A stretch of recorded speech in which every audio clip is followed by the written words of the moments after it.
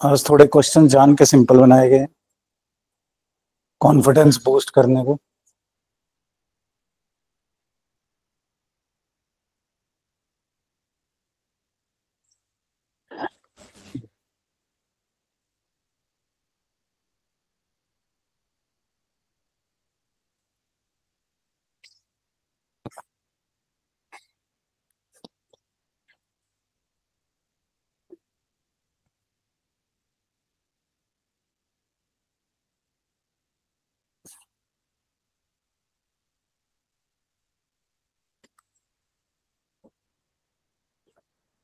Attempt करना है, इसको देखना नहीं है।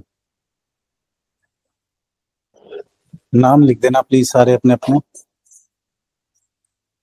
On the sheet please.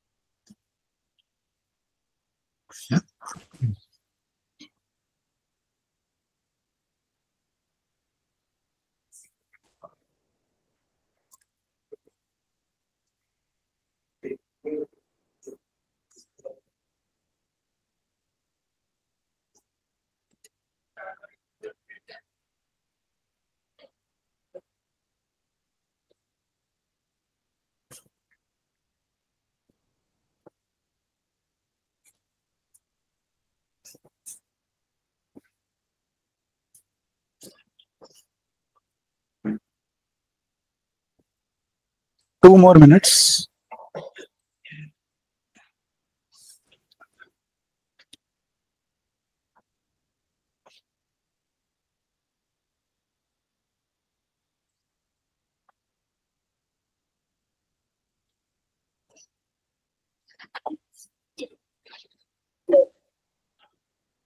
Sir phone नहीं चलाना टेस्ट में, देखो गूगल हो जाते हैं answer. After the test you can operate your phone.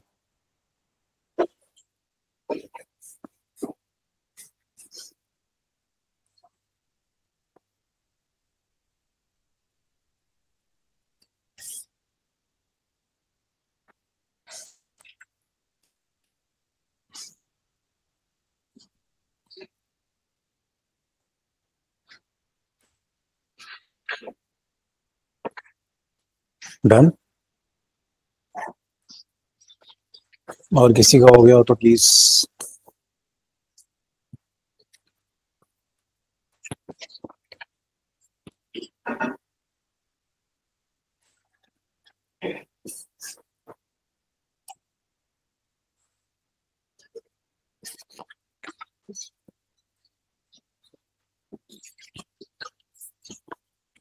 One more minute.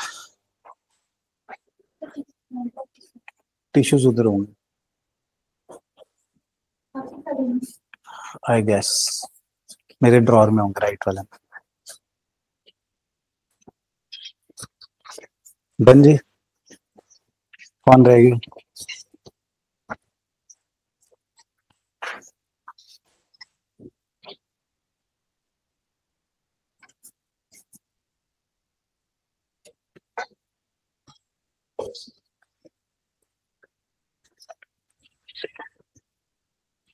Thank you.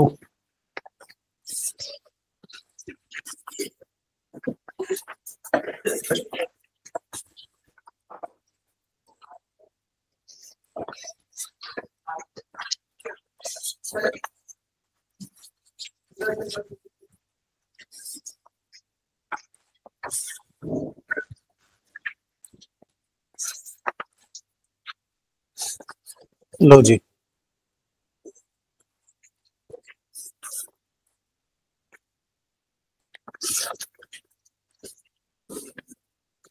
Let's check the questions, then we'll discuss the answers and the topics. So first का answer है जी B Bombay, B Bombay. Second is A America, third is D Delhi, fourth is C Chandigarh, fifth is A America, sixth is B Bombay. So B A D C A B check कर लेना, अभी discuss भी करेंगे इन questions को। पहले चॉकलेट डिस्ट्रीब्यूट कर दें।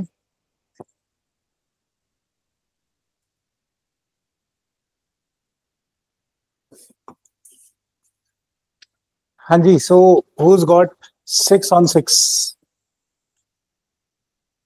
5 on 6 बन रही है मेरी चॉकलेट।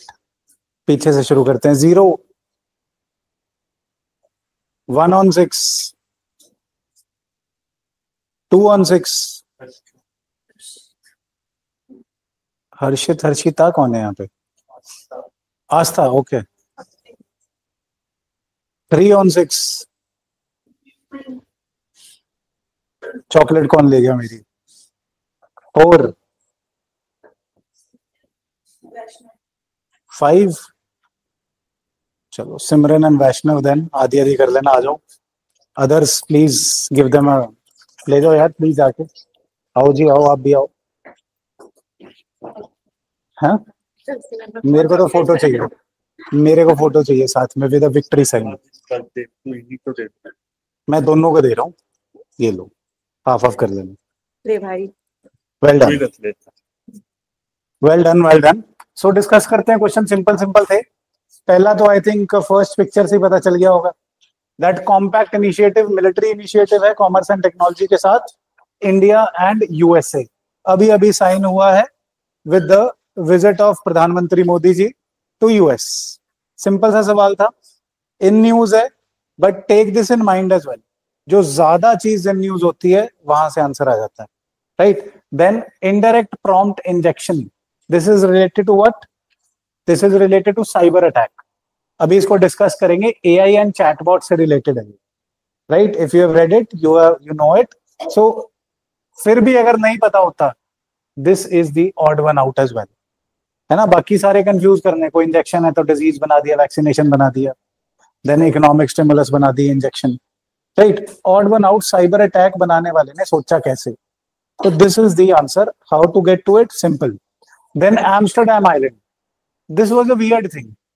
आई थॉट ये यूपीएससी के मन को भा जाएगा कि एम्स्टरडैम, बंदा सोचता है नीदरलैंड यार, बट ये वाला एम्स्टरडैम आइलैंड कहाँ पे है?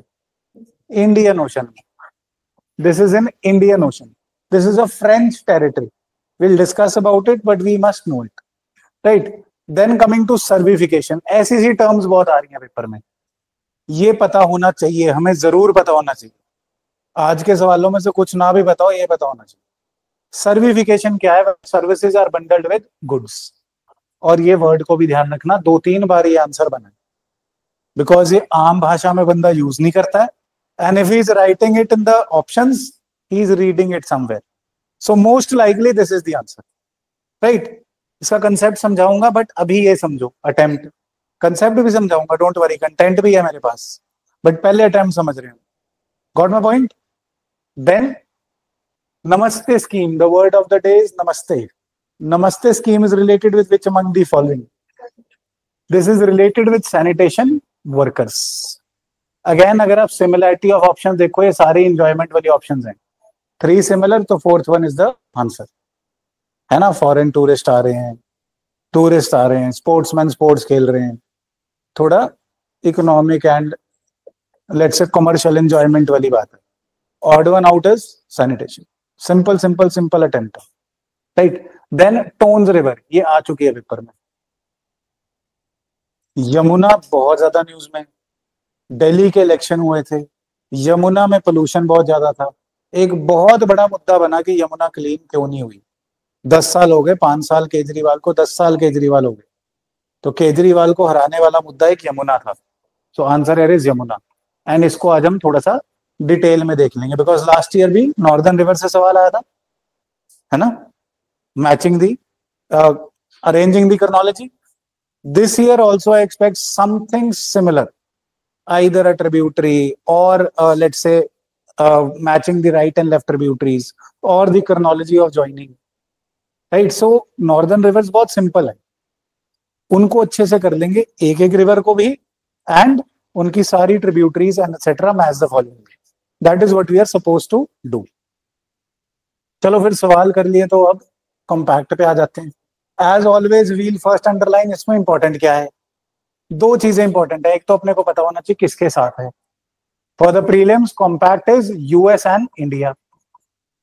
दूसरा, इसके अंदर अपने को एग्जाम्पल्स बहुत सारे मिलेंगे, examples for the mains. Examples would be a plenty, right. बहुत सारे एशिया एग्जाम्पल, कॉम्पैक्ट एग्जाम्पल, इनके पुराने agreements, GSOMIA etcetera, right. So all those we need to have an, what we'll do is we'll not just read it and चला गया। Indo US पे सवाल आने वाला है, मेंस में आने ही वाला है।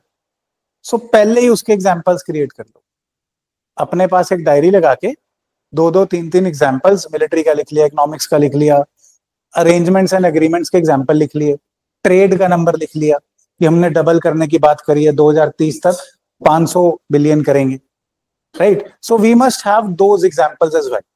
Then let's read it. क्या हो रहा है जी? US India compact, recently president of US and prime minister launch this US India compact initiative. इसकी एक बड़ी अच्छी सी फुल फॉर्म भी है, catalysing opportunities for military partnership, accelerated commerce and technology. So what does this tell you?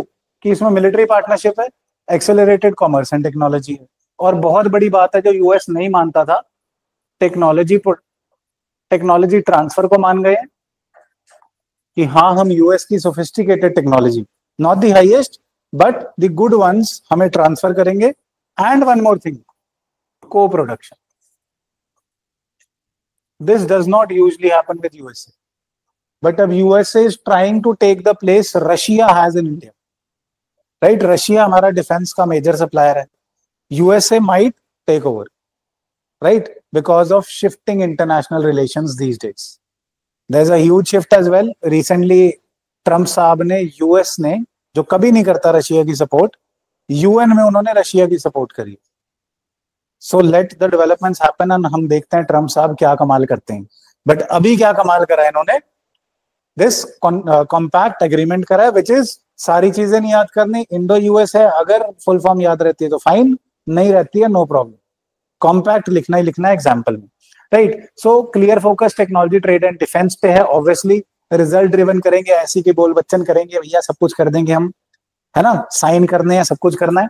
New defence procurement and regulatory reforms, then advancing defence technology and military collaborations. इसमें एक और आपने ये देखनी है abbreviation, this is autonomous systems industry alliance, Asia. इसको भी as example use करना, अपने पास नोट करते चलना कौन से एग्जाम्पल्स इंपॉर्टेंट है। सो एशिया किस बारे में? This is about automising the industry. Automising मतलब robotics and AI, right. This is called cyber physical systems, जहां साइबर सिस्टम्स फिजिकल सिस्टम्स के साथ मर्ज कर जाते हैं, right. Then economic and trade expansion, this is a target कि हम लोग, both countries aim to double the bilateral trade to $500 billion, $500 billion करेंगे बाय विच ईयर? 2030। अभी कितना हुआ फिर? डबल करके 500 आ रहा है, आधा कितना हुआ? 250। सो अभी $250 बिलियन का ट्रेड है।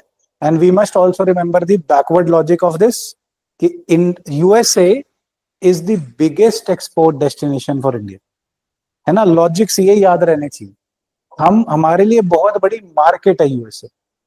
और साथ में जब मैं ये बात कर रहा हूं तो आपको ट्रबल्स दिमाग में आने चाहिए, right. What are the troubles with USA? कि अब ट्रम्प साहब आ गए, टैरिफ बढ़ा देंगे, उन्होंने गोल्डन वीजा महंगा कर दिया है, right. And tariff war China के साथ खेलेंगे तो हमारे साथ भी खेल रहे हैं। उन्होंने बोला है कि हम काउंटर टैरिफिंग करेंगे आपके साथ। India is the country with one of the highest taxes, उसके रिएक्शन में हमने यूएस गुड्स पे टैक्सेस कम कर दिए हैं। So all this should play in your background, कि फॉर्मेशन हो रही है, कभी लॉजिक से सवाल आ जाता है, कभी एब्रीविएशन से आ जाता है, कभी इनिशिएटिव से आ जाता है, right. We must be very very sure of it. And also mission 500 हमने लॉन्च करी है, इसके लिए $500 बिलियन के। सीधा सीधा ये भी आ सकता है, मिशन 500 किसके साथ है, क्या मतलब है इसका, right. Going ahead, strengthening technology and innovation ties, ये हर बारी बात करते हैं कि अच्छा एआई में, कंप्यूटिंग में, डिफेंस में, हर जगह हम स्ट्रेंथन करेंगे, कोई बात नहीं। पहले जब यूपीएससी में बड़े बड़े आंसर आते थे तो इनको लिखने का फायदा था। अब ऐसे ऐसे पॉइंट्स आपके मेंस के आंसर्स को कम करते हैं। यू शुड हैव मेंस के मार्क्स को कम करते हैं। You should have specific, very specific examples कि लिखा तो साथ में ट्रस्ट इनिशिएटिव का एग्जांपल आ गया, डिफेंस लिखा कॉम्पैक्ट इनिशिएटिव का एग्जांपल आ गया, right? So we should have examples for everything. Then boosting space corporation and critical minerals, this Indus and Indus X, ये भी आ चुका है पेपर में। इंडस एंड इंडस एक्स, खासकर स्टेट सर्विस वाले ये नोट कर लें। Indus and Indus x is with USA, another agreement with USA for what? Critical mineral exploration and innovation. Then space collaboration करके USA को literally क्या फायदा है? नासा को इसरो से क्या फायदा मिल सकता है? What do you think? What is the benefit NASA can derive out of ISRO? Research and development, okay, but पहले ही उनकी बहुत अच्छी है, और क्या हो सकता है? Cost effectiveness and trained manpower at a lower cost. Cost effectiveness बहुत ज्यादा बढ़ा सकते हैं। जितने पैसे में वो लोग चांद पे भी नहीं जाते, उससे आधे से आधे पैसे में मार्स पे पहुंच जाते हैं। So ISRO is becoming a commercial leader in space, private space explorations as well. कल को स्पेस ट्रैवल भी होना है ना? वेपनाइजेशन ऑफ स्पेस भी धीरे धीरे हो रहा है, और आजकल आप न्यूज में देख रहे हो कि एस्ट्रॉइड भी अर्थ की तरफ आ रहा है। हो सकता है हमारे अटेम्प्ट से पहले गिरी जाए। India is one of the countries जिसकी तरफ आ रहा है तो मतलब 20-50 किलोमीटर का ही है, बहुत बड़ा नहीं है, बट अगर अपनी बिल्डिंग पे गिर गया, यूपीएससी पे गिर गया, साइड को गिराना है, आप निशान लगा देना, वहां बोल देंगे उसको, ठीक है? तो हाँ जी, उस साइड को गिरवाना है, नीचे वाले फ्लोर पे जाना चाहिए। नहीं नहीं, किसी को मारना नहीं, जो जिसका अपने कर्म उसे अपने आप खत्म कर देंगे, बदला एस्ट्रॉइड से नहीं दिलवाना, राइट? सो स्पेस कोलैबोरेशन कर रहे हैं। एक और एग्जांपल इसमें ध्यान रखने वाला, निसार, पुराना हो गया but NASA ISRO aperture radar, Nisar पता होना चाहिए, यूएस के साथ, राइट? काफी पुराना एग्जांपल है बट कंटेम्प्रेरी अफेयर्स भी पूछे जाते हैं। Then coming to the indirect prompt injection, ये फोटो गलत लगी है यहाँ पे, sorry, this is not sanitation. Indirect prompt injection किस बारे में? This is a cyber attack, जो हमने एमसीक्यू में देखा। ये जो चैटबॉट्स है ना अपने वाले, आजकल chatbots and large language modules हैं, एआई वाले, आपका असिस्टेंट होना चाहिए चैटबॉट को। What does this indirect prompt injection do? It embeds into the large language module. Basically large language module क्या है? आजकल एक नई जॉब भी आई है, किसी को करनी हो तो कर लेना। लार्ज लैंग्वेज मॉड्यूल इज कि आप एआई को अपनी लैंग्वेज में फीड करते हैं डेटा, फिर वो धीरे धीरे, जैसे बच्चे को सिखाते हैं वैसे ही एलएलएम्स को सिखाना होता है, लार्ज लैंग्वेज मॉड्यूल्स को। आर्टिफिशियल इंटेलिजेंस बनती ही ऐसे है कि आप basic, what is the basics of artificial intelligence? हमारे ब्रेन में कौन से सेल्स होते हैं? हाँ जी, न्यूरॉन। न्यूरॉन सेल्स होते हैं, न्यूरॉन्स एक नेटवर्क बना लेते हैं, न्यूरॉन्स के थ्रू इंफॉर्मेशन फ्लो करती है लाइक इलेक्ट्रिक इंपल्सेस। बीच में गैप भी होता है दो न्यूरॉन्स के बीच में, उस गैप को क्या बोलते हैं? अरे वेरी गुड, साइनेप्स, राइट? सो जैसे न्यूरल नेटवर्क है हमारे दिमाग में, वैसे ही आर्टिफिशियल इंटेलिजेंस का भी नेटवर्क सा बनाया होता है। One area is input, then processing होती है, देन प्रोसेसिंग के बाद आउटपुट होता है। बेसिकली न्यूरल नेटवर्क ही बनाया होता है दिमाग की तरह। Very very basic, crudely I am explaining this, right? So नई जॉब की मैं बात कर रहा था। नई जॉब ये है कि आप अपनी भाषा में, कि लेट्स से बुक्स को आप क्या बोलते हैं, कोई कॉपी बोलता है, कोई कुछ बोलता है ना? So you can feed your language into that AI, and the developer of the AI gives you money for that. कि आप शाम को बैठ के, रात को बैठ के 1 घंटा 2 घंटे एलएलएम से बात कर रहे हैं, उसे सिखा रहे हैं कि मैं ये बोलता हूँ, मैं ये बोलता हूँ, मैं ये बोलता हूँ, और उस चीज के आपको पैसे मिल रहे हैं। ग्रेट जॉब, और डॉलर्स में मिलते हैं। थोड़ो क्यों किताबें काली कर रहे हैं? शाम को 2-3 एआई से बात कर लेंगे, एलएलएम से बात कर लेंगे, पैसे पूरे हो जाएंगे। नहीं, good idea? Not at all. Why? Fashion, मुझे फैशन सुन रहा है, सॉरी नहीं दिख रहा, थोड़ी आंखें कमजोर है। यानी आओ, सो इनडायरेक्ट प्रॉम्प्ट इंजेक्शन में क्या हो रहा है, ये एआई जो एलएलएम है, तो एलएलएम को ऐसी चीज फीड कर देता है कि आपकी सेंसिटिव इंफॉर्मेशन आप ही का चैटबॉट एक्सपोज कर देता है या फिर आप ही को मिसलीड करने लगता है. So what is it attacking? Basically the chatbots derived out of the large language modules. समझ गए? कोई दिक्कत? आपके फोन्स में या कंप्यूटर सिस्टम्स में, जहां भी कंप्यूटर सिस्टम है वहां पे चैटबॉट्स हैं जो आपको प्रॉम्प्ट रिप्लाईज करते हैं, right? Artificial intelligence primarily based है ये. सो इनडायरेक्ट प्रॉम्प्ट इंजेक्शन इनको टारगेट करता है और इन्हीं को अपने कंट्रोल में लेके आपकी इंफॉर्मेशन लीक करवा लेता है, राइट? इसको ही काइंड ऑफ हैक करा जाता है. हैक नहीं, इसको मिसलीड करा जाता है. इसको छोटा बच्चा मान के चलो जो आपके लिए इंटेलिजेंस के लिए सर्व कर रहा है. It has to be trained. So these indirect injections, prompt injections, prompt the wrong information and embed the LLMs with malicious softwares, which then generate or expose your private information or secure information. Right? Got my point now? So देख लेते हैं एक बार. Indirect prompt injection. Researchers warn that AI chatbots are vulnerable to indirect prompt injection attacks. पहला सवाल तो यही बन गया. Indirect prompt injection किसको टारगेट कर रहे हैं? AI based chatbots को. So टेक्निक क्या है? Manipulates the chatbots into executing malicious commands. Right? ये chatbot को मैनिपुलेट कर लेते हैं, अपने एक तरह से वश में कर लेते हैं. जब हम बोलते हैं वशीकरण, लटका के ऐसे क्या करते थे वो? शैतान नहीं, कुछ बोलते थे इसके. हिप्नोटाइज. सो हिप्नोटाइज कर लेते हैं चैटबॉट्स को. शैतान मूवी मैं देखी नहीं, सॉरी. मैं किताबें काली करने में ज्यादा विश्वास रखता था, है ना? कपड़े नहीं, किताबें. So it exploits the inherent nature of large language modules. Large language modules भी देखेंगे, थोड़ा काम की चीज है. सो इनमें एम्बेड कर देते हैं instructions and then they process the content. Primarily concept समझ गए ना क्या हो रहा है? So similarly by embedding malicious instruction with seemingly benign documents, मतलब चैटबॉट को लगता है कि नहीं ये सही चीज है, फिर वो उसे प्रोसेस करके can induce the chatbots to perform unauthorised functions such as searching for sensitive information और altering long term memory settings. एक मौका भी है यहाँ पे. क्या मौका है? मौका ये है कि किसी की मेमोरी सेटिंग्स आपने इरेज करवानी है ना? मेमोरी सेटिंग्स, अपने पुरानी फोटोज किसी के पास रह गई जो अब वो नहीं रहे, तो इनको यूज करके आप सारी मेमोरी उसके फोन की डिलीट करवा सकते हैं. Good idea or not? Anybody who's good at cyber things, technology things over here? Engineer हो कोई यहाँ पे? Very good. बच के रहना पड़ेगा. Right. Anyhow, so got my point. क्या कर रहा है indirect injection? Then key facts about large language modules. Large language modules I told you कि छोटे बच्चे की तरह मान के चलो, इनको डेटा सर्व करा जाता है, बहुत सारा डेटा सर्व करा जाता है, तभी लार्ज लैंग्वेज मॉड्यूल है. राइट? कॉम्पिटिटिव एग्जाम्स ऐसा सवाल भी पूछ लेता है, भाई लार्ज का क्या मतलब है इसमें? लार्ज का मतलब क्या है? बहुत सारा डेटा इन्हें सर्व करके फिर ट्रेनिंग दी जाती है, फिर वो पैटर्न रिकॉग्नाइज करना शुरू कर देता है. फॉर एग्जाम्पल लेट्स से आपके पास ये एक पत्ता है. पत्ता ही गलत बन गया, बताओ.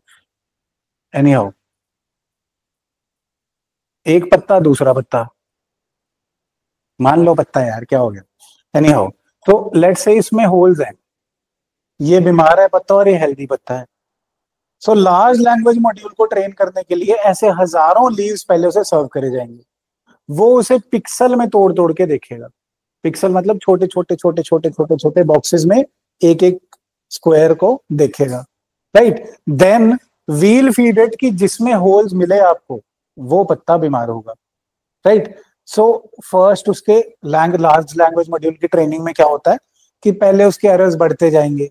पहले एरर्स ज्यादा होंगे, फिर धीरे धीरे धीरे धीरे धीरे एरर्स कम होंगे. जो एक्सपर्ट्स हैं प्लीज, मैं जीएस में समझा रहा हूँ, इससे आगे नहीं जाना मेरे को. राइट? सो धीरे धीरे धीरे धीरे धीरे what will happen, the large language module would be trained कि अब आप उसको हजारों लाखों पत्ते डालो और वो अलग अलग करके बता देगा. तो then it would become easy कि लेट्स से पूरे शहर में या एक डिस्ट्रिक्ट में हमने देखना है कितने पेड़ बीमार हैं जिनके पत्तों में होल्स हैं. So it would be now easy to read it out. क्या फायदा क्या है? हमारे पास इंटेलिजेंस है, आर्टिफिशियल इंटेलिजेंस का क्या फायदा है? क्यों चाहिए हमें? Why do we essentially want artificial intelligence when we have so much bright minds in the UPSC industry in the world? Why do we need AI? Remote locations में थोड़ा एक रिमोट लोकेशंस और जल्दी काम करना, and they have no let's say tiring limit, है ना, huge data को वो 1 मिनट में प्रोसेस कर देंगे, हम लोग वो सोच भी नहीं सकते। अब इफ आई टेल यू कि सारे शहर के सारे पेड़ देख के आओ, देखो कौन सा बीमार है, यू विल से वही impossible sir, but for them 2 minute में लो जी, kind of genius, right. So this is how large language modules are trained. तो आप उन्हें ग्रेट अमाउंट ऑफ डेटा देंगे एंड धीरे धीरे वो पैटर्न रिकॉग्निशन से सीख जाएंगे। फिर उसके बाद जब आप फ्रेश सप्लाई ऑफ डेटा करेंगे, they will be able to organise it, right. Then there are types of AI as well, but नहीं तो फिर एआई का लेक्चर बन जाएगा, वो नहीं करना हमने। So large language module artificial intelligence का प्रोग्राम है that can recognise and generate text among other task. They are trained on huge sets of data, इसलिए लार्ज बोलते हैं ना, hence the name large.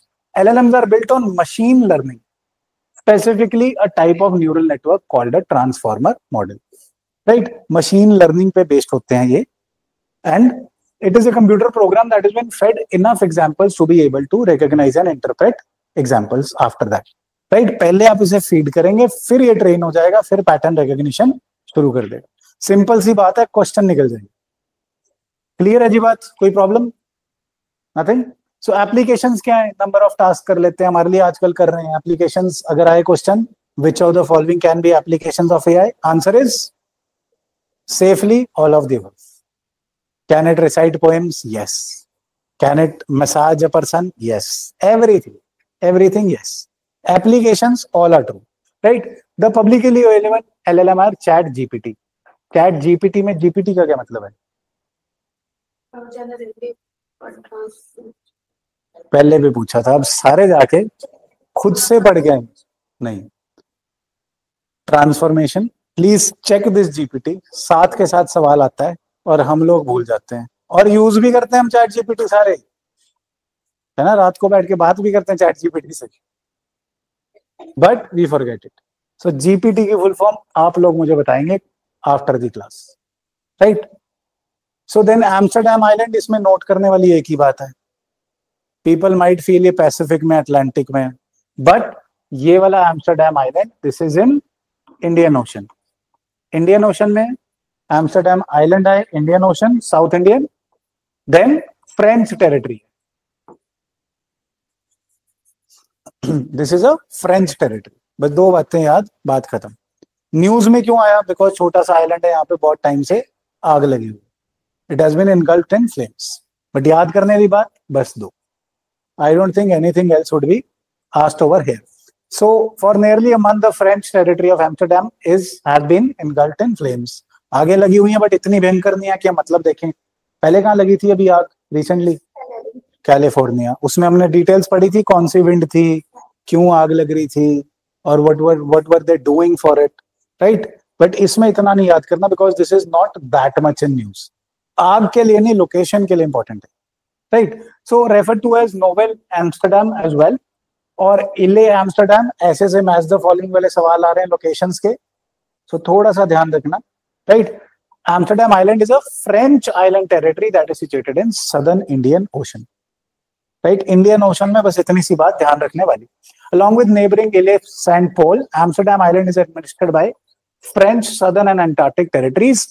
Location देख लो, प्राइमरली मैप पे भी देखना, midway between Australia, Antarctica, Madagascar, right, वहां पे बीच में, if we can see that on the map, then it is approximately 3200 kilometre है ईच ऑफ दीज टेरिटरीज। कोई बात नहीं, याद नहीं करना। Elliptical shaped volcanic Amsterdam Island है, वॉल्केनिक आइलैंड है। ज्यादातर आइलैंड्स कोरल या वॉल्केनिक ही होते हैं, ज्यादा वॉल्केनिक ही, so no guesses for guessing that, right. Then relatively recent है, कोई बात नहीं, याद करने वाली चीज नहीं है, बट पढ़ना है, याद नहीं करना। The island consists of potentially active stratovolcanoes. Last time भी हमने stratovolcanoes के बारे में पढ़ा था। The largest number of volcanoes on the earth are stratovolcanoes, right? Then human presence, कोई भी permanent population नहीं है। रिसर्च के लिए कुछ लोग आते जाते, साइंटिस्ट रोटेट करते रहते हैं, बट परमानेंट पॉपुलेशन नहीं है यहाँ पे, राइट जी। Flora and fauna, albatross famous है यहाँ पे। एम्स्टरडेम की एक एल्बाट्रॉस है, that is a very very rare bird which is famous in this Amsterdam island.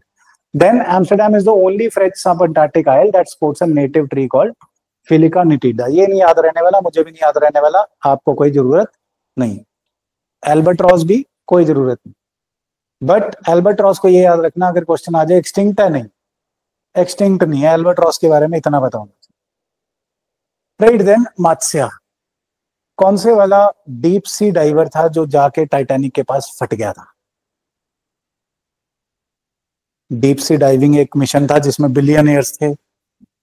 वो टाइटैनिक के पास जाके बिल्कुल, अगर आप 5-6 हजार फीट नीचे जा रहे हो तो imagine the amount of pressure.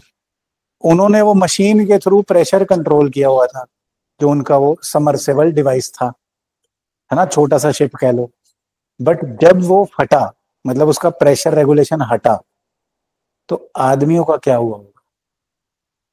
Imagine, ये पंजाब केसरी बिल्डिंग जैसी 15-20 बिल्डिंग इकट्ठी होकर आपके ऊपर गिर गई, हड्डियों का भी नमक बन गया होगा. ये याद रहे. The much as much you dramatise you memorise, है ना.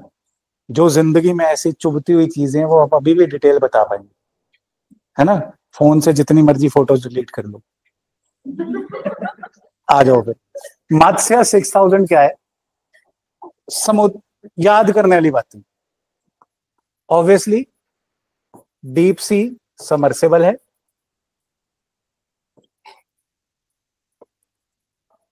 डीप सी समरसेबल है, समुद्रयान मिशन का पार्ट है,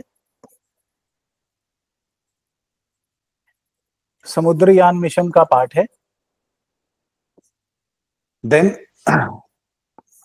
6000 स्क्वायर फीट नीचे जाएगा, समर्ज करेगा, एंड ह्यूमंस को लेके जाएगा, ह्यूमंस को भी लेके जाएगा. राइट. मिनिस्ट्री कौन सी होगी? अर्थ साइंसेस. इसरो का भी पार्ट है इसमें. ISRO will help in the devices technology. Right. Please remember, ऐसे से घुमा फिरा के कोई सवाल आ जाए अपने को पता होना चाहिए. ISRO has played a part, yes it has. Right. So चलो जी, 6000 फीट नीचे चलते हैं. First man submersible Matsya 6. Matsya क्यों नाम रखा भाई? मत्स्य क्या होता है?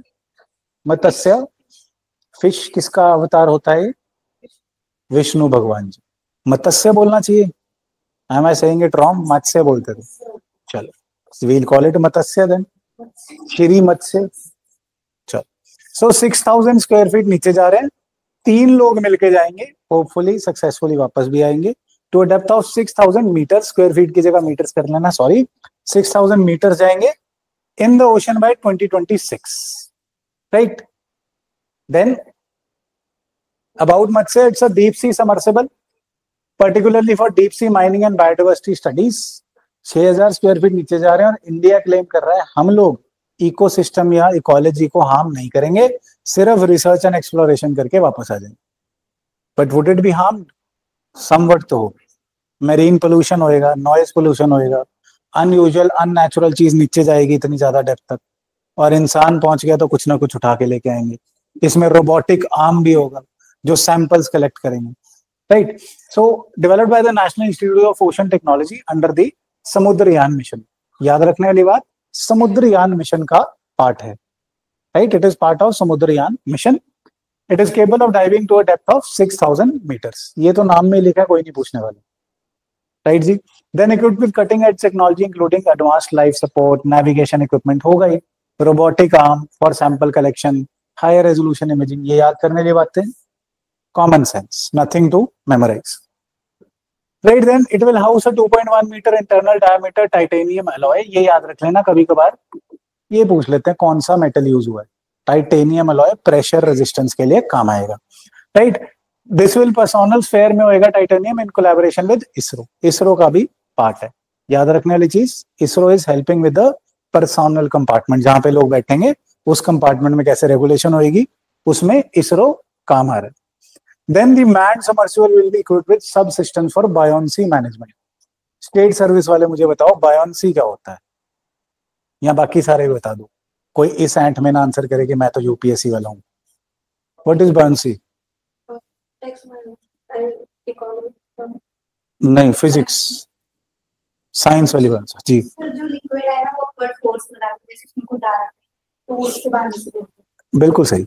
So anything wholly or partially immersed in a liquid experiences a upward thrust, upward force, which is buoyancy.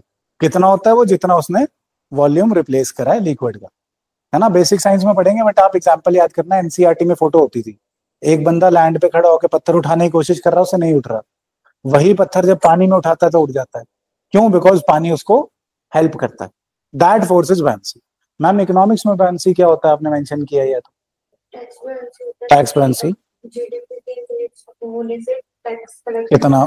Yes, so tax buoyancy as she says correctly कि जीडीपी बढ़ने से टैक्स कलेक्शन कितना बढ़ा, that is tax buoyancy. And physics वाली buoyancy which is more important, upward thrust witnessed by anything wholly or partially immersed in a liquid, right? तो इसमें भी buoyancy management तो चाहिए कि हम नीचे जाने की कोशिश कर रहे हैं, पानी ऊपर ले जाई जा रहा है। सो buoyancy मैनेजमेंट सब सिस्टम भी इसमें डेफिनेटली होंगे। Then the submersible is designed to enable continuous operation at 6000 meters for up to 12 hours. 12 घंटे तो काम कर ही सकता है, 12 दिन नहीं, 12 घंटे, 6000 मीटर पे जाके। एंड 96 आवर्स का इमरजेंसी एंड्योरेंस टाइम भी रखा है कि अगर कुछ उल्टा सीधा होता है तो 12 से 8 टाइम्स, 96 टाइम्स, 8 टाइम्स हुआ, so 96 hours it can remain there in emergency conditions. थोड़ा थोड़ा याद रखने वाली बात है कि 12 घंटे है, 12 महीने नहीं रहेंगे। They can play with you in options की से 12 महीने कर लो, बट 12 महीने 6000 मीटर पे रहना लगभग अभी इम्पॉसिबल है, राइट जी। देन की facts about Samudrayaan mission, India's first man mission to explore the deep sea. क्यों जा रहे हैं जी हम डीप सी में? एक तो इकोसिस्टम वगैरह तो है, but we can find commercially viable minerals over there, right, like hydrocarbons, right जी। इसके साथ एक बार इकोनॉमिक सर्वे में कंसेप्ट आया था stranded carbon. Anybody who knows that what is stranded carbon? आता बताओ? नहीं, बताने को मन नहीं है। स्ट्रैंडेड कार्बन क्या होगा? अंग्रेजी में क्या होगा पहले? What is stranded? I was left stranded with nowhere to go. ये क्या बात है? बड़ा अच्छी सी बात थी कि हम लोग एज ह्यूमंस नए नए कार्बन के फ्यूल्स ढूंढी जा रहे हैं, but on the other hand global warming में हम कार्बन कंट्रोल करने की कोशिश कर रहे हैं। सो जिस स्पीड से कार्बन डाइऑक्साइड और कार्बन की एडिशन टू एटमॉस्फेयर बढ़ती जा रही है, तो एक दिन ऐसा जरूर आएगा कि आपको पता होगा यहाँ पे ऑयल है इस जगह पे, बट आप उसको एक्सप्लोर करके यूज नहीं कर पाओगे, बिकॉज अगर यूज करा धरती खत्म होगी, क्लाइमेट चेंज नहीं रुकेगा। So what we are doing might become a futile exercise कि हम लोग कार्बन ढूंढ के बैठ गए बट उसे यूज नहीं कर पा रहे, तो वो वहीं पड़ा है बट इस्तेमाल नहीं हो सकता। That is standard carbon, right. Contemporary affairs भी साथ साथ करते चलें तो अपनी क्लास थोड़ी होलिस्टिक हो जाती है ना। सवाल आ जाता है, अच्छा यार ये तो सुना ही नहीं। सो एडवांटेज क्या है? इतने साल से इसी लाइन में धक्के खाते खाते खाते पुरानी चीजें लिंक करना मेरा काम, right. Then mission will not disturb the ecosystem. कह दो भैया नहीं करेंगे, पेपर में आ गया, हमने भी मानना है, we will not disturb the ecosystem because सरकार ने कहा है, और इस देश में वही सही होता है जो मोदी जी कहते हैं, है ना, क्योंकि मोदी हैं तो मुमकिन है। Anyhow, the project is part of larger deep ocean mission which suppose the central governments blue economy policy. अब इतना तो कोई समझदार होगा ही कि ब्लू इकोनॉमी क्या है, related with water and ocean. Majority of the trade still happens through water in the world, है ना। कौन से दो वेरी इंपॉर्टेंट स्टेट्स हैं ट्रेड के लिए? पाक स्टेट नहीं, दुनिया के हिसाब से मलक्का और मलक्का, वेरी राइट। ये ऊपर वाली जो इधर बैरन्स, बाबल मंदेब, एंड ऊपर जो इधर से यूरोप की साइड से, अमेरिका की साइड से एशिया आ रहे हैं, एंड नीचे Malacca state, right. So very very important states, and पानी से मैक्सिमम ट्रेड हो रहा है, ये लॉजिक भी साथ लेके जाना, राइट जी। और इंडिया में क्या इशू है, बहुत बड़ा इशू ये है कि हमारे पास बड़े बड़े शिप खड़े करने की जगह ही नहीं। We do not have deep ocean ports, right, India की ज्योग्राफी करके। तो हमारे डीप ओशन वाले बड़े बड़े शिप्स कहाँ खड़े होते हैं, श्रीलंका में। और अब श्रीलंका के पोर्ट्स कौन रख रहा है, China. Like the example was which port, Hambantota port, right. Anyhow nodal ministry कौन सी जी, मिनिस्ट्री ऑफ अर्थ साइंसेज। ये तो सिंपल है, मत्स्य का साइंस एंड टेक्नोलॉजी करके कंफ्यूज ना करें, earth sciences, right. Then rising servicification, very good concept, समझना इस चीज को, कल को काम भी आएगा, जॉब में भी काम आए शायद। सो इकोनॉमिक सर्वे ने कहा, इकोनॉमिक सर्वे ने कहा, जिसको हम डिटेल में पढ़ेंगे, डोंट वरी। इकोनॉमिक सर्वे ने कहा कि यार कॉर्पोरेट्स के, कॉर्पोरेट जो कंपनीज हैं, इनके प्रॉफिट्स बढ़ी जा रहे हैं, लगभग 22 से 23% बढ़ चुके हैं। बट ना तो सैलरीज बढ़ रही हैं प्रपोर्शनेटली, ना ही एम्प्लॉयमेंट बढ़ रही है। एम्प्लॉयमेंट ओनली 1% बढ़ी है, सैलरीज बढ़ी नहीं रही, स्टैग्नेंट है। सो कॉर्पोरेट्स वाले अपने प्रॉफिट बढ़ाई जा रहे हैं, सैलरियां दे ही नहीं रहे। एम्प्लॉयज बेचारे आके रोज मेहनत कर रहे हैं, कभी करंट अफेयर पढ़ा रहे हैं, कभी कुछ कर रहे हैं, बट उनकी सैलरियां बढ़ ही नहीं रही, right. So in reply to the economic survey, the industry federation, FICCI जो होती है, FICCI, what did they reply, they said कि हम लोग सैलरियां बढ़ा रहे हैं, ये आपका कंपैरिजन ही गलत है कि आप पिछले सालों से, पिछले 15-20 साल के पहले के मैन्युफैक्चरिंग सेक्टर से आप आज के सैलरी स्ट्रक्चर को कंपेयर कर रहे हो। सो दे से आज का जो मैन्युफैक्चरिंग मॉडल है, the manufacturing model of today has changed a lot. One of the biggest changes is servicification, servicification of manufacturing. What is certification of manufacturing? As I said in the question, goods are or services are bundled with goods.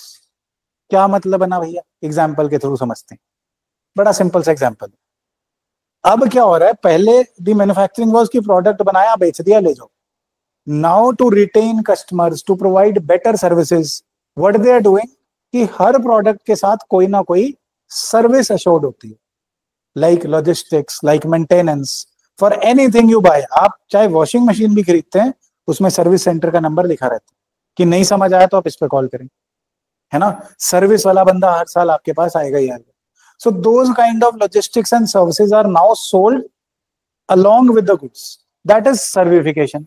तो hence industry की alliance कहती है कि हमने salaries बढ़ाई हैं, but structure of payments change हो गए, बिकॉज हमें सिर्फ लेबर को नहीं देनी, अब सर्विस प्रोवाइडर को भी देंगे, राइट। हेंस दे से कि सर्विफिकेशन करके जो आप इकोनॉमिक सर्वे में कंपेयर कर रहे हो कि मैन्युफैक्चरिंग में सैलरीज नहीं बढ़ी, वो गलत है। बिकॉज सर्विफिकेशन से करके, ऐसी चीजें करके, traditional structures of manufacturing sector have changed, hence the payment standards and payment structures have also changed.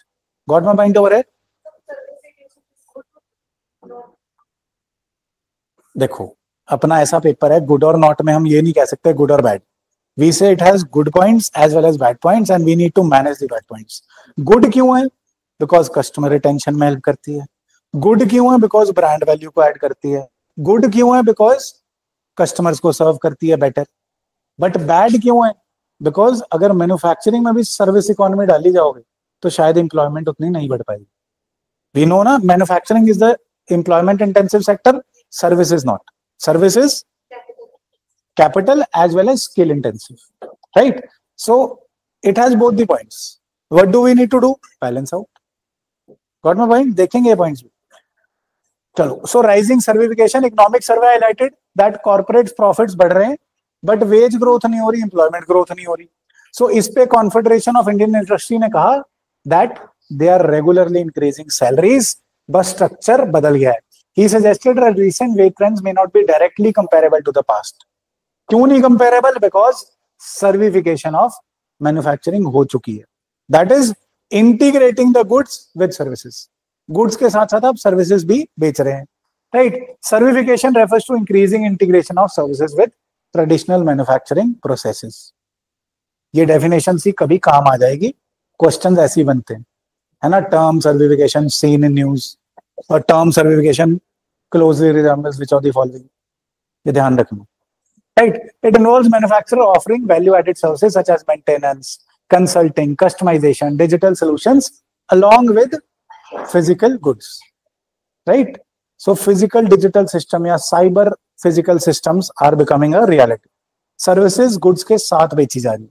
This shift is driven by changing consumer preferences, technology advancement and competitive pressures. कि हर corporate को viable बनना है और हर corporate को profitable बनना है, अपने आप की ब्रांड वैल्यू इंक्रीज करनी है, इसलिए servicification has become somewhat necessary. Right जी. देन सर्विस इनपुट्स के साथ manufacturing firms use a higher number of service inputs as well, है ना. कंसल्टेंट्स रखे हुए हैं प्रोडक्ट बनाने से पहले भी. Then production service activities within the firm units, more employment within manufacturing firms and support services such as R&D, designs and logistics. Right. R&D तो सर्विस ही हुआ है ना. And designs as well as logistics. अब logistics में कितने सारे MBAs नौकरी कर रहे हैं, कितने मेरे known associates are serving in the multinational logistics sector. उनका काम बेसिकली क्या होता है कि कहाँ पे क्या सामान नहीं है, इतने सारे अपने सेंटर हैं, कहाँ पे किस चीज की सेल ज्यादा है.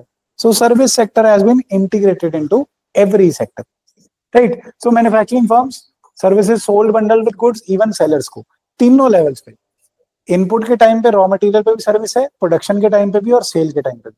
सेल पे कंसल्टिंग सर्विस होगी कि आपने वॉशिंग मशीन ली, चद्दर तो धो ली, अब डेलिकेट कपड़े कैसे धोएं, आपको नहीं समझ आ रहा, call the number. Right. So all those things. So levels where servicification, production enhancement and business model transformation, तीनों जगह सर्विफिकेशन काम आ रहा है. Incorporating AI, automation etcetera examples हैं इसकी. ज्यादा नहीं याद करना, बट रिमेंबर दिस कि हर लेवल पे अब सर्विफिकेशन हो रही है. इंडिया के लिए ओवरऑल शायद ये बढ़िया भी हो सकता है. क्यों? Why this might be good for India? थोड़ा सा दिमाग लगाओ, बिल्कुल थोड़ा सा, कि सर्विफिकेशन इंडिया के लिए क्यों गुड हो सकती है.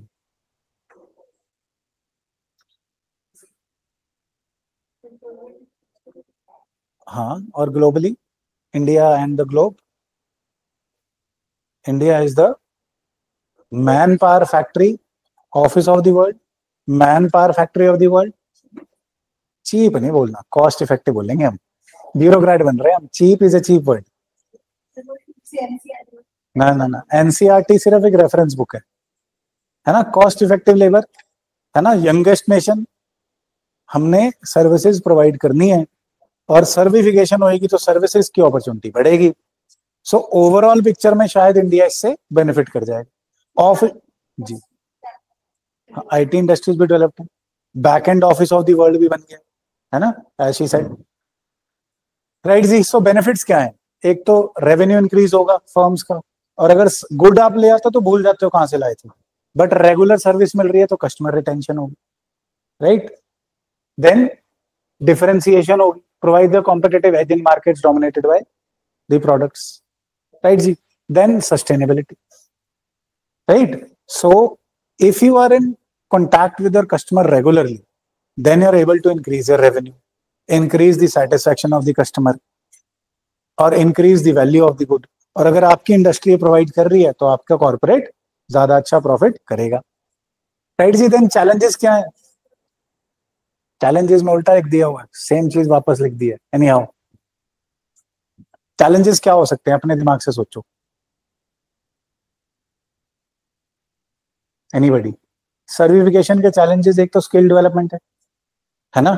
एम्प्लॉयमेंट रिडक्शन हो सकती है शायद, कि सर्विसेज वाले ज्यादा, जो एक आदमी 100 को सर्व कर सकता है. मैन्युफैक्चरिंग इज एम्प्लॉयमेंट इंटेंसिव, सो सर्विफिकेशन से एम्प्लॉयमेंट कम हो सकती है. ज्यादा ऑटोमाइजेशन से ह्यूमन की रिप्लेसमेंट हो सकती है. Right. Then technology might be, technology क्या हो सकती है? आइसोलेट, है ना. टेक्नोलॉजिकल बायस क्या है? कि technology can be a medium to create inequality, कि बड़ी बड़ी फर्म्स और अमीर होती जाएं और छोटी वाली बेचारी और गरीब होती जाएं. So this might be a bias. Can we write the challenges ourselves? होना चाहिए, अगर मटेरियल ऊपर नीचे हो जाए तो खुद से लिख लेंगे, है ना। Then economic survey flags growth concerns. Economic survey ने बोला that while corporate profits have surged, wage growth has not happened. We have done this, right? It noted that for 4,000 listed firms grew by 6% while corporate profits rose by 22.3%. इतने ज्यादा profits rise कर रहे हैं, employment सिर्फ 1.5% बढ़ी। ये examples याद रख लेना, 22% वाला एग्जांपल काम आ जाएगा, right. Then wage growth for employees and contract workers has not kept with inflation and raising concerns. अगर आप इन्फ्लेशन के साथ देखोगे तो एक तरह से वेजेस शायद रिड्यूस ही हो रही। इन्फ्लेशन लगभग कितनी है हमारे देश में? एवरेज 5.5 से 6% के आसपास एवरेज इन्फ्लेशन रह रही है, based upon which prices? Market prices और सीपीएल, राइट। बट वेजेस उतना नहीं बढ़ रही, so wages might be adjusted for inflation, they might be reducing. इसका जवाब क्या दिया जी इंडस्ट्री ने? That servicification has happened. Traditional comparison can not happen, this will not be right way to do it.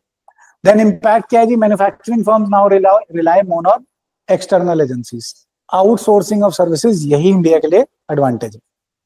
जैसे डेवलप्ड नेशन है जहां पे महंगी महंगी सर्विसेज हैं, human value is too much, per hourly service cost is too much, so उनके लिए क्या फायदा है? इंडिया के लिए क्या फायदा है? We can get the outsourced income. Back end office, जैसे लॉयर्स में लीगल प्रोसेसिंग ऑफिसर्स होते हैं, they are basically paralegals of the developed country के लॉयर्स। कहने को ऑफिसर्स हैं, बट क्या है वो? Basically paralegals. वो कोई केस कर रहे हैं, उनकी फाइलें यहाँ पे वकील अरेंज कर रहे हैं। ऐसे ही डॉक्टर्स के लिए, वो लोग मेडिसिन प्रिस्क्राइब कर रहे हैं, हम लोग उसका डेटा देख रहे हैं, right. So all those things matter. Then call for balance growth. There is an urgent need to balance profitability with wage growth. क्यों जी वेज ग्रोथ क्यों चाहिए?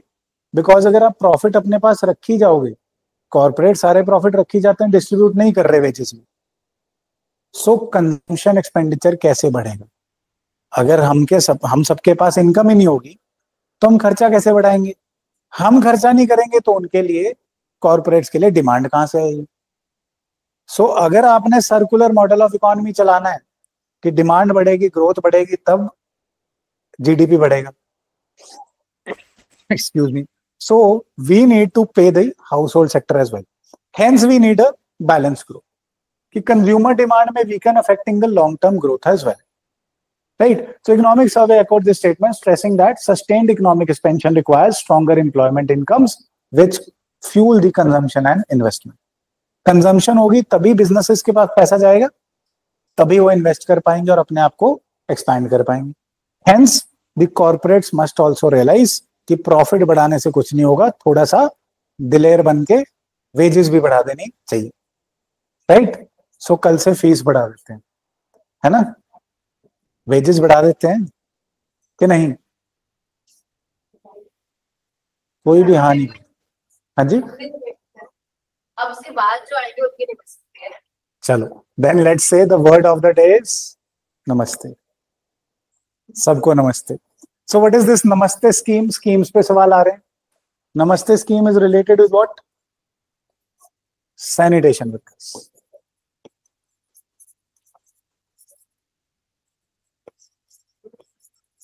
सैनिटेशन वर्कर्स के वेलफेयर के लिए उनको टेक्नोलॉजी दी जाएगी, उनको पर्सनल प्रोटेक्शन किट इक्विपमेंट दी जाएगी, PPE kit, right, and that they do not die of toxic environment in the sanitation industry, right. So union ministry for social justice है पहला सवाल।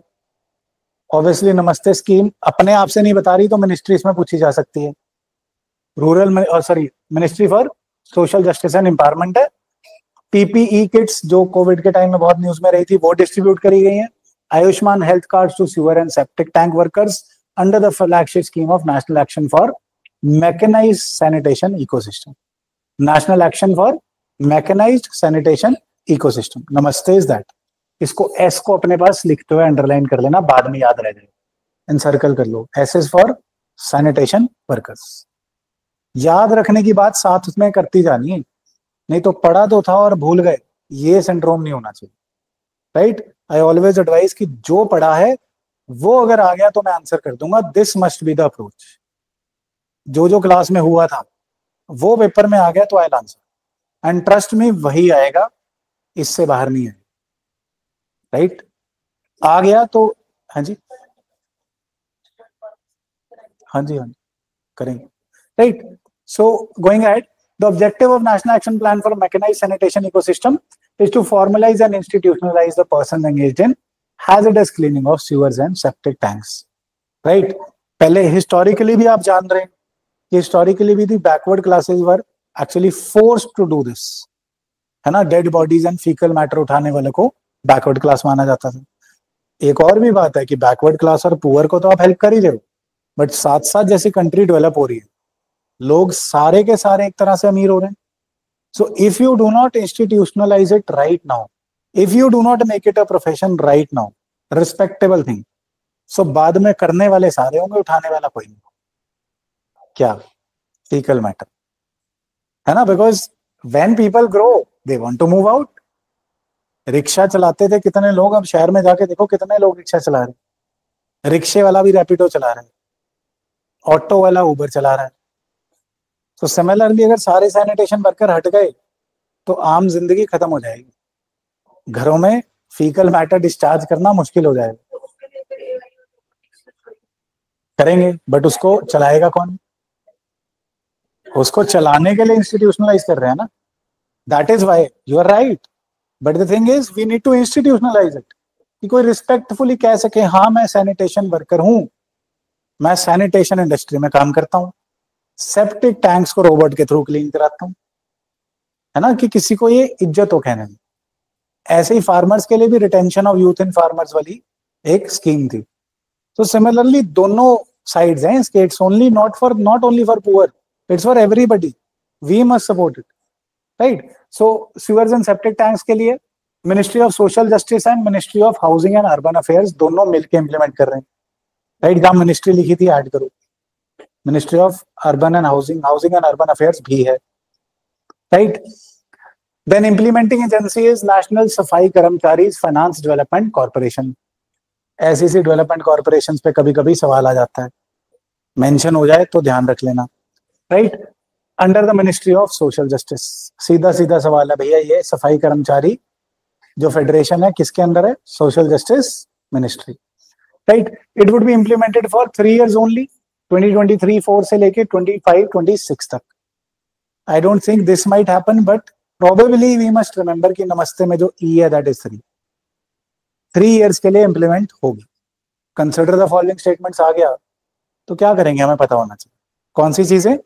Ministry of social justice and urban affairs है, नमस्ते scheme sanitation and septic tank workers के लिए, और 3 साल के लिए इंप्लीमेंट हो रही है। कब से? 23-24 से लेके 25-26 के फाइनेंशियल ईयर तक। Target group obviously sewer and septic tank workers हैं, हो गया याद। एम्स क्या है जी?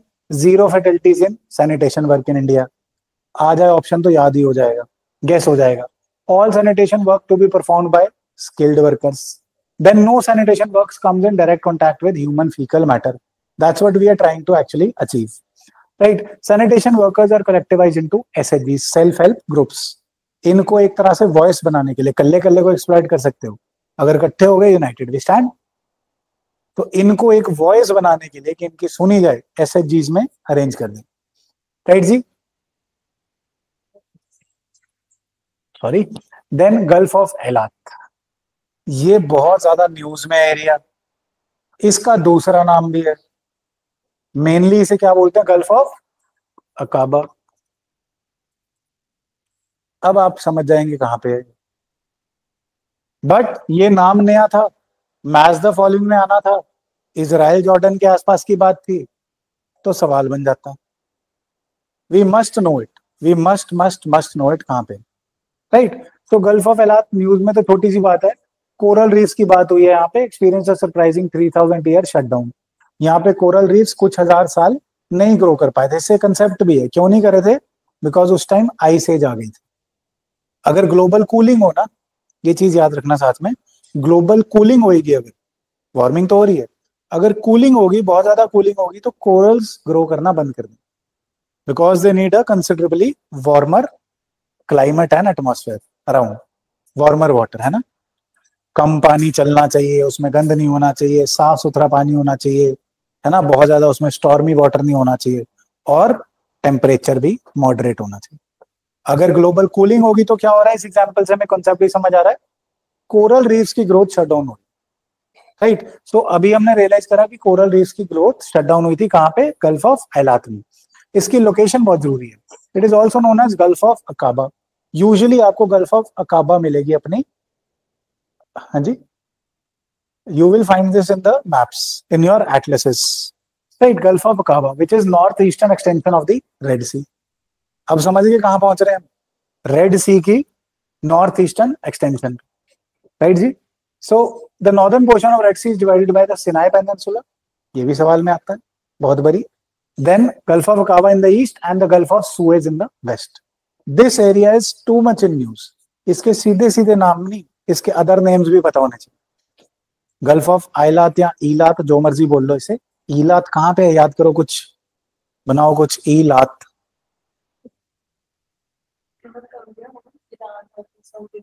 ईलात इजराइल, और ईलात, लात कहाँ फंसी हुई है लड़ाई में, ये जॉर्डन इजराइल वाली जगह में, राइट। फेयर इनफ और नॉट, याद करने को कुछ भी अपनी तरफ से बनाना है इसे। आई बिलीव कि लातें कहाँ लड़ रही हैं आपस में, इजराइल वाले एरिया के आसपास, right? It is located along the southeastern edge of the Sinai Peninsula and to the west of Arabian Peninsula.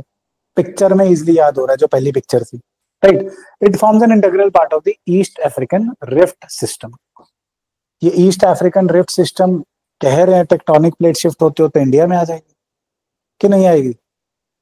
जो रिफ्ट बढ़ती जा रही है, वो टेक्टोनिक प्लेट टूट के इंडिया की तरफ आएगी। फिर क्या होगा हमारे यहाँ पे कुछ हजारों लाखों साल बाद? वेस्टर्न घाट्स के पास बहुत बड़े फोल्ड माउंटेन्स बन जाएंगे, राइट। क्यों सुना रहा हूँ कहानी, याद रखना कि ईलात यहाँ पे भी लात फंसी है, ईस्ट अफ्रीकन रिफ्ट सिस्टम में, right. Then the Tiran state, Tiran और Tiran state connects the Gulf of Aqaba with Red Sea. It also serves as connecting point between continents of Asia and Africa. Straits पे सवाल आया तो obviously not very very important, but कहाँ है थोड़ा सा idea होना चाहिए। Supports unique and diverse aquatic system, vital habitat for world's richest coral reefs. No need to remember. Bordering countries of Gulf of Ilat, ये ध्यान रखना जी, इजराइल है, Jordan, Egypt and Saudi Arabia. Got the location now? अब समझ आया कहाँ पे है बेसिकली, रेड सी के ऊपर, right. Some of the major cities that are situated northern end of Gulf of Aqaba. आजकल मैच द फॉलोइंग आ रहा है, तो सिटीज का थोड़ा सा नाम देख लो, याद ना भी हो। ताबा या तब्बा कहाँ पे है? इजिप्ट। याद करने के लिए I am trying to be little bit innovative. Then Eilat is in Israel, remember this, that is why it is important. Eilat याद रखना। Then Aqaba, obviously Jordan. Please remember at least Aqaba and Eilat, ठीक है जी। Then exercise Komodo, last year military exercise पे सवाल आ गया तो हमें करना पड़ता है। किसके साथ होगी?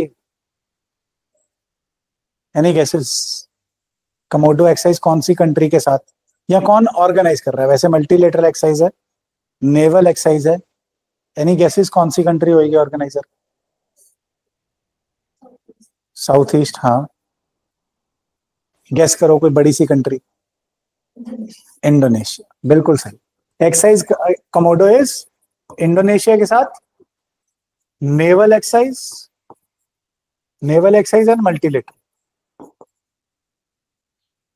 multilateral naval exercise organized by Indonesia since 2014, right. Biennial है, 2 साल में एक बार हो रही है, और 5वां एडिशन हो रहा है इस बार, राइट। तो कमोडो, याद रखने वाली चीजें बस यही, इंडोनेशिया, नेवल, बायनियल, मल्टीलेटरल, बस, nothing else to remember. So Indian Navy का INS शार्दुल जा रहे हैं, long time range maritime range surveillance जा रहा है, और ये नॉन कम्बैटेंट, एक और चीज याद रखने में कर लेना, non combatant exercise, right. Non combatant exercise है, अपनी अपनी टेक्नोलॉजी शोकेस करनी, राइट जी। So this is been organised by the Indonesia, organised by Indonesian navy. क्या कर रहे हैं? बाकी सारी बातें वैसी होती हैं कि फोस्टर करेंगे डेवलपमेंट, रिसर्च करेंगे, कोलैबोरेशन बढ़ाएंगे, अपनी अपनी टेक्नोलॉजी शोकेस करेंगे, कोई बात नहीं, राइट जी। आई डोंट थिंक इसकी थीम का जरूरत है, बट पढ़ तो लो, maritime partnership for peace and stability, 5th edition है, 2014 से चल रही है, and non combatant military exercise, बस इतना याद करने वाला और कुछ नहीं, राइट जी। Then Yamuna river, Yamuna river has been in use throughout the year. सवाल एक आध तो नॉर्दर्न रिवर्स पे बनेगा, क्या पता यमुना पे बन जाए। कौन सा ग्लेशियर है? यमुनोत्री। और कौन सा नाम है इसका? यमुनोत्री ग्लेशियर का एग्जैक्टली बंदरपुंछ नहीं। एनसीईआरटी में जाके 11th क्लास इंडिया वाली NCERT, please underline this fact, क्या ग्लेशियर का नाम दिया? बंदरपुंछ। बंदरपुंछ glacier and the glaciers for all the northern rivers. Homework for you today is India वाली एनसीईआरटी है ज्योग्राफी, अंडरलाइन द ग्लेशियर्स, याद कर लेना। Bandarpunch, Yamuna and all the other northern rivers के ग्लेशियर्स। सीधे सीधे सवाल बनते हैं और इतने सालों से पढ़ रहे हैं, किताबें काली कर रहे हैं, याद होना चाहिए, है ना। If you do not remember it, revise it, right. So Yamuna clean करनी है, यमुना के बारे में न्यूज चलती जा रही है, हेविली पोल्यूटेड यमुना है, इससे सवाल नहीं आना हेविली पोल्यूटेड है कि नहीं। Question would be also known as Yamuna is the major tributary of Ganges river, पता है सबको। ओरिजिनेट्स इन यमुनोत्री और बंदरपुंछ, सबको पता है, राइट। यमुना 1376 किलोमीटर लॉन्ग है। ये 3 स्टेट्स देख लेना यार। देखो इसमें कौन सी जगह मिसिंग है? उत्तराखंड है, उत्तर प्रदेश है, हरियाणा है। दिल्ली से भी तो फ्लो करती है, बट दिल्ली क्यों नहीं है? दिल्ली स्टेट नहीं। This is confusing thing which can be a confusing question. First statement, Yamuna flows through 3 states, correct. Yamuna flows through 3 states and 1 UT, correct. Yamuna flows through only these 3, wrong, right. So ये confuse ना करें तो अपने को याद रखना, जाती दिल्ली से भी है, but states कौन सी हैं? उत्तराखंड, उत्तर प्रदेश और हरियाणा, खासकर हरियाणा पेपर वाले एंड यूपीएससी वाले, उत्तराखंड, उत्तर प्रदेश एंड हरियाणा, राइट जी। So after rising in high Himalaya it flows southernly direction, वहां से जाती है exiting Uttarakhand on to the Indo Gangetic plain, जाके मिलती कहां पे? प्रयागराज। वहां पे क्या हुआ है? संगम। इस बार क्या हुआ है? 40 करोड़ लोग कहाँ गए थे? महाकुंभ। सो महाकुंभ करके भी यमुना इंपॉर्टेंट है, और सारे फिर the meeting points of those northern reverse, है ना। कौन से पॉइंट्स याद है किसी को? ऊपर से लेकर नीचे तक, जब तक ये लास्ट में नहीं मिलती यमुना गंगा, तब तक सारे मीटिंग पॉइंट्स का नाम पता होना चाहिए। कौन से प्रयाग हैं? कर्ण प्रयाग, विष्णु प्रयाग, धौली गंगा कहाँ मिल रही है, अलकनंदा कहाँ मिल रही है, गंगा कहाँ बन रही है। इसकी एक पिक्चर बना लेना इस पर, make a picture and make a mnemonic, दोनों कर लो, कि पिक्चर से फंस गए तो निमोनिक याद आ जाएगा, निमोनिक से फंसे तो पिक्चर याद आ जाएगा, right. Make a picture definitely, right जी। So the Yamuna then passes Delhi where it feeds the Agra canal. I don't think this is important, but फिर भी चलो पढ़ा है तो पढ़ा है। आगरा कैनाल को फीड कर रही है। South of Delhi now only within Uttar Pradesh, it turns south eastward. Near Prayagraj, after a course of 855 miles, it joins the Ganga. क्या बोलते हैं इसे? संगम वाला। कौन सा प्रयाग है? प्रयागराज हो गया, इलाहाबाद हो गया, right. It meets the Ganga. Triveni because we believe कि सरस्वती भी आ रही है। Saraswati is a palaeo channel जो अब सूख चुका है और दिख नहीं रहा।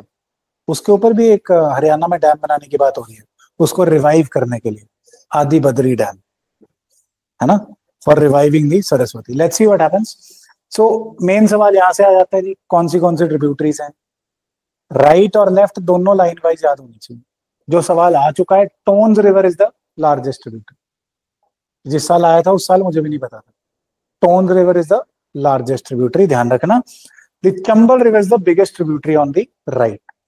तो दो कंफ्यूजिंग सवाल, लार्जेस्ट ट्रिब्यूटरी कौन सी? टोन्स। राइट से लार्जेस्ट कौन सी? चंबल, राइट। ध्यान रखना इस चीज को। Other important tributaries include Hindon, Sarda, Giri, Betwa, Sindh on the left.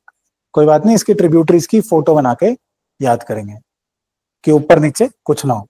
Then prime minister धन न्याय कृषि योजना, कोई बता ही रहा मैं किसके लिए हूँ? किसके लिए हूँ जी? मैं फार्मर्स बोलूंगा, खुश हो जाएंगे मेरे भाई, खासकर पंजाब वाले फार्मर्स। बट ये याद करने वाली बात है, नाम ही बता रहा है नहीं, इसमें याद करने वाली बात है जो एस्पिरेशनल डिस्ट्रिक्ट प्रोग्राम था ना। एस्पिरेशनल डिस्ट्रिक्ट प्रोग्राम किसने चलाया था? कौन सी बॉडी ने? नीति आयोग, बिल्कुल सही। किस बारे में था? जो 100 बैकवर्ड डिस्ट्रिक्ट्स हैं उनको इंप्रूव करने के लिए उन पे स्पेशल एम्फोसिस दिया जा रहा था, जो सोशल परफॉर्मर्स में, इकोनॉमिक इंडिकेटर्स में पीछे हैं, for example maternal mortality rate etcetera, उन पे फोकस कर रहे थे। अब ये वाली योजना एस्पिरेशनल डिस्ट्रिक्ट टाइप का programme in for agriculture and farmers है। जो डिस्ट्रिक्ट्स अच्छा परफॉर्म नहीं कर रहे उन 100 डिस्ट्रिक्ट्स को पिकअप करके उन पे स्पेशल एम्फोसिस करा जाएगा, उनको स्पेशल सब्सिडी दी जाएगी, क्रॉप डाइवर्सिफिकेशन की सपोर्ट दी जाएगी कि इनकी परफॉर्मेंस बढ़े। तो याद रखने वाली बात क्या है, दिस धन धनाया कृषि योजना is focusing on the 100 backward districts, probably an aspirational district program for agriculture. This might be a question here and there. 100 districts वाली बात है, धन धनाया 100 रुपए, 100 रुपए से याद आ जाए। हाँ जी, so finance minister Sitharaman ji ने बजट में बोला है that launch of prime minister Dhan Dhaanya Krishi Yojana PMDKY क्या कर रहे हैं जी, is a major agriculture initiative under the union budget. ठीक है, aims to improve agriculture productivity, irrigation, crop diversification. Crop diversification याद रखना इसी का पार्ट है, राइट। इरिगेशन तो है ही है, फाइनेंशियल एक्सेस भी है, बट क्रॉप डाइवर्सिफिकेशन पे स्पेशल एम्फोसिस होगा, right. The initiative follows the success of aspirational districts program. This I have a gut feel might form a question, कौन सी ऐसी एग्रीकल्चर की स्कीम है जो एस्पिरेशनल डिस्ट्रिक्ट्स प्रोग्राम से इंस्पायर्ड है या उससे सिमिलर है। So we must know this, what is that, Dhan Dhaanya Yojana, right जी। Alliance with the governments goal of strengthening rural prosperity, boosting farm incomes etcetera, कोई बात नहीं। So PM Dhan Dhaanya Krishi Yojana, enhancing agriculture productivity, promoting crop diversification, post harvest infrastructure, सारी बातें आ गई ना। Irrigation बढ़ाएंगे, क्रेडिट एक्सेस बढ़ाएंगे, right. Nothing to note about, 1.7 crore farmers को बेनिफिट करेंगे। कई बार ये नंबर ऐसा सा पूछ लेते हैं, 10 lakh, 5 lakh, 5,000, not exact 1.7 but लगभग 1 करोड़ फार्मर्स, लगभग 1.25 crore. Then implementation strategy, selection of 100 target districts, 100 target district जो बैड परफॉर्म कर रहे हैं, अच्छे से परफॉर्म नहीं कर पा रहे, like in the aspirational districts program. Similarly the scheme will cover based on the following parameters: low productivity जी, moderate cropping intensity, limited credit access, and Ministry of Agriculture and Farmer Welfare in collaboration with, ये body को सिड भी लिख देता है paper वाला, सिड भी नहीं है, नबार्ड है। नबार्ड की फुल फॉर्म क्या होती है, national bank for agriculture and rural development. So Dhan Dhaanya Yojana, NABARD and ministry of agriculture. Ministry of agriculture तो है ही है, नबार्ड है साथ, सिड भी नहीं, right. When Department of Financial Services will identify district based on data analysis. कौन कर रहा है identify, ministry of agriculture, farmers and agriculture and NABARD, ये मिलके डिस्ट्रिक्ट्स को रिकॉग्नाइज करेंगे, कौन से डिस्ट्रिक्ट्स हैं जो बैकवर्ड हैं उनको फिर ये योजना के बेनिफिट्स मिलेंगे।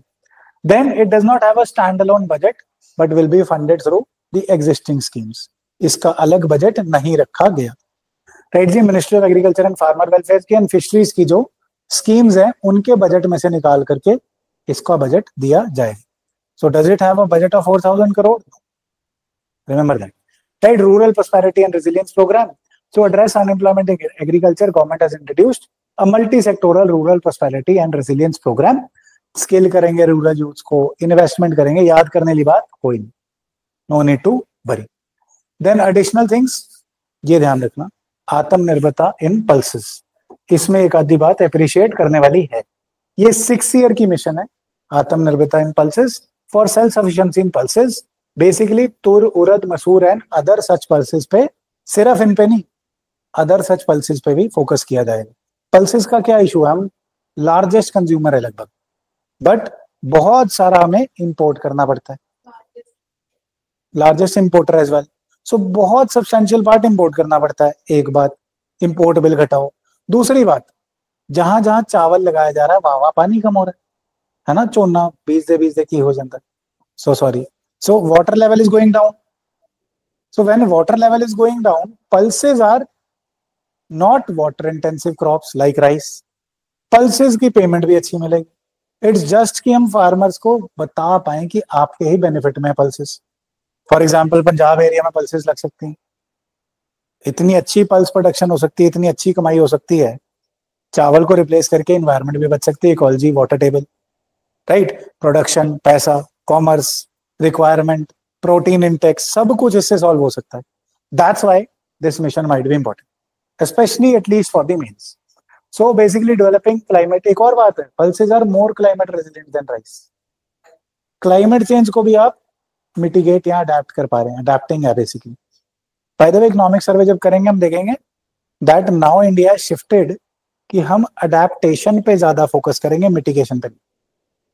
हम क्यों मिटिगेशन करें भाई, जो गन डाल रहे हैं वही मिटिगेशन करें, हम अडेप्टेशन करें, right. That's what we are trying to do. And now enhancing protein content in pulses. So NAFED and NCCF will be the buying the pulses from farmers under guaranteed agreements for 4 years. Basic मुद्दा क्या है, MSP चावल और wheat का था. MSP करके लोग farmers चावल और वीट लगा रहे थे, rice and wheat. So now pulses में भी गारंटीड एग्रीमेंट्स हो जाए कि भैया आपको लीगल गारंटी के साथ पैसे मिलेंगे अगले 4 साल, आप खुले हाथ से पल्स लगाओ, राइट. जो फार्मर है उसे क्या चाहिए कि मेरा प्रोड्यूस बिक जाए, right. So hence this comprehensive program for vegetable and fruits as well, कि फार्मर प्रोड्यूसर ऑर्गेनाइजेशन से मिलके फ्रूट्स एंड वेजिटेबल्स.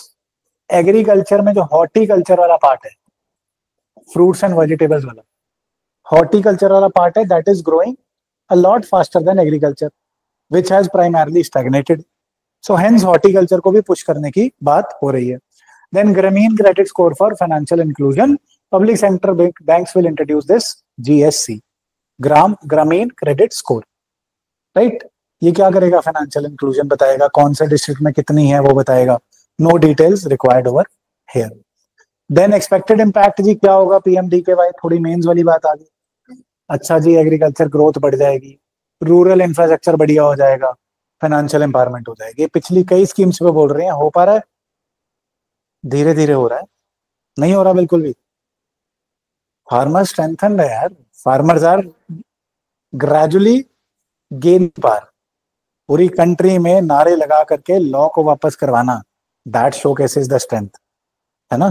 फार्मर्स के सेंसिटाइजर्स बुरा ना मान जाए तो हमें बोलना पड़ेगा. Then employment and rural livelihoods, employment बढ़ेगी, लाइवलीहुड बढ़ेगी. चैलेंजेस क्या है, टाइमली फंड नहीं मिलेगा, FFF वाले fund, functionaries and functions. Then infrastructure gaps in remote areas. Remote areas पे फोकस तो कर रहे हो बट इंफ्रास्ट्रक्चर गैप है, कैसे इंप्लीमेंट करोगे.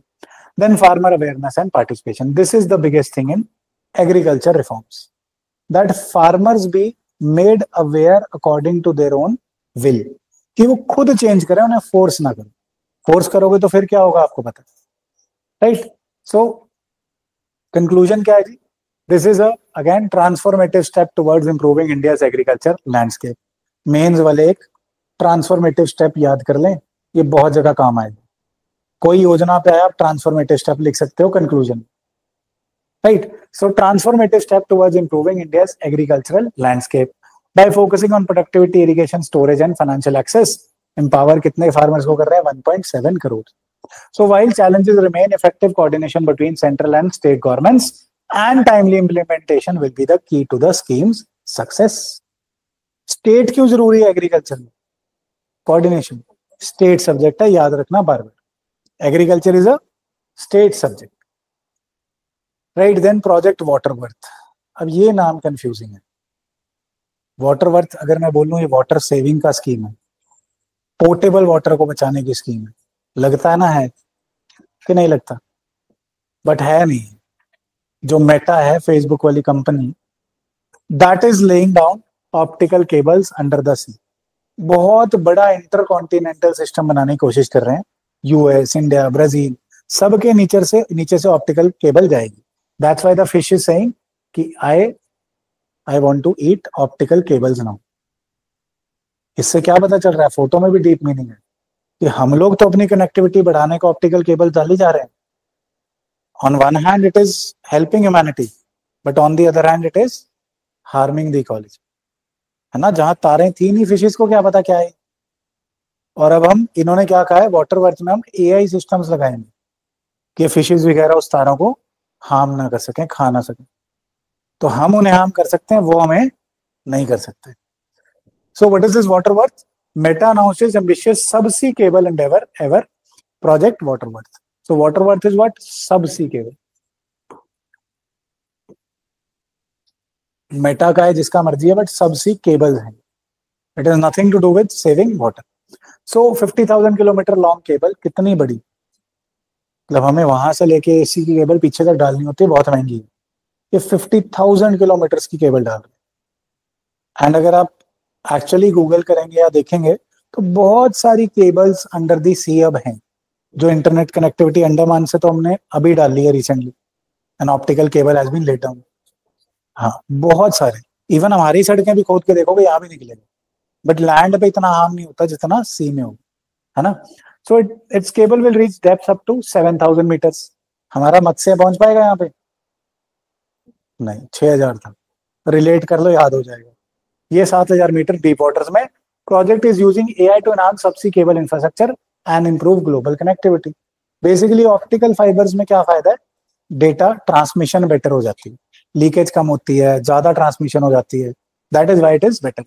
And focuses on enhancing cable deployment and maintenance, ensuring internet access worldwide, enhances burial techniques, high risk fault areas such as shallow waters near the coast. So basically they're trying to save the infrastructure as well by using sophisticated technology such as AI. Right, Ji? Then what will the waterworth project do? It will, by leveraging advanced machine learning models, it will predict and mitigate potential disruptions. 7,000 kilometre नीचे, 7,000 metre नीचे आपने pipe डाल दी, cable डाल दी. हमें तो घर में नहीं मिलती, कहां से कटी है ना. पहले जब केबल टीवी होता था, पापा से लड़ाई होने के बाद हम लोग केबल काट देते थे चुपचाप, कि अब देखो 5-5, 6-6 घंटे लग जाते थे ढूंढने कहां से कटी है. बट 7,000 मीटर नीचे कहीं छोटा मोटा कट आ गया फिर. So hence they are leveraging high end technology to mitigate the potential disruptions. एक चीज देखने वाली, कनेक्टिविटी कहां तक जा रही है? US, India, Brazil, South Africa and other regions as well. So India, US, Brazil और साउथ अफ्रीका को तो कनेक्ट कर ही रहे हैं. देखो कितना बड़ा होगा, कहां से कहां तक जा रहा है. राइट, देन कनेक्टिविटी दे रहे हैं and that is, thank you so much. किसी को कोई सवाल, कोई डाउट हो तो मुझे बताओ. अब प्रीलिम देने वाले इस बार कितने हैं यहाँ पे? आज क्या करेंगे? If anybody wants my help तो मुझे अपना अपना डेली वाला टाइम टेबल घर जाके लिख के फोटो भेज देंगे. और डेली वाला टाइम टेबल नहीं, दो कितने महीने हैं? Feb is gone, March and April. वो 20 को भूल जाओ, 60 दिन का प्लान करो. मार्च एंड अप्रैल का प्लान मुझे बता देना क्या है. Right, then we'll go ahead with it. क्या क्या ट्वीक चाहिए, क्या क्या इंप्रूवमेंट चाहिए. बेसिकली आई वुड वांट कि टोटल अब मार्च और अप्रैल में एटलीस्ट 15 से 20 मॉक टेस्ट तो करें फुल लेंथ वाले, एटलीस्ट. एंड आखिरी के 15 दिन सिर्फ यूपीएससी वाले, एटलीस्ट आखिरी का एक हफ्ता सिर्फ यूपीएससी के पीवाईक्यू करने हैं. मॉक टेस्ट आखिरी हफ्ते में प्लान नहीं रहेंगे. This is again my humble suggestion, opinion. Right, चलो, thank you so much. See you next time.